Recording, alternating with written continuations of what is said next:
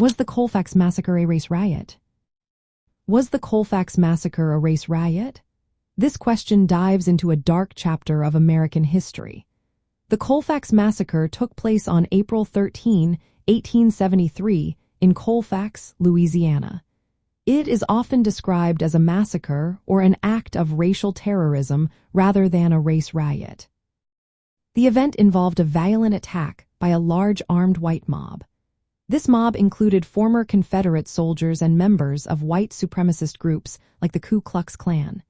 They targeted black freedmen and a black militia who were defending the Grant Parish courthouse.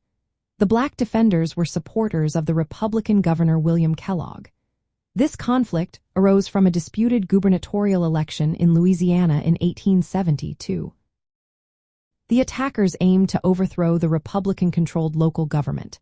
They wanted to reassert white Democratic control in the area. The violence was one-sided and brutal.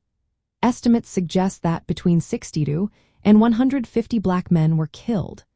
Many of these victims were unarmed or had surrendered when they were murdered. In contrast, only 3 white men died during this horrific event. This massacre is considered the deadliest instance of racial violence during the Reconstruction era.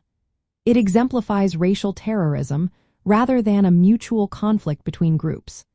A race riot typically suggests violence erupting between racial groups on more equal terms. The Colfax Massacre was a premeditated attack by white supremacists against black citizens exercising their political rights. The context of this event includes the contested 1872 election and federal intervention supporting black political participation. The massacre illustrates the violent backlash against Reconstruction efforts. These efforts aim to secure civil rights and political power for African Americans in the post-Civil War South. In summary, labeling the Colfax Massacre as a race riot obscures the facts. It was a targeted attack against black citizens, not a spontaneous outbreak of violence.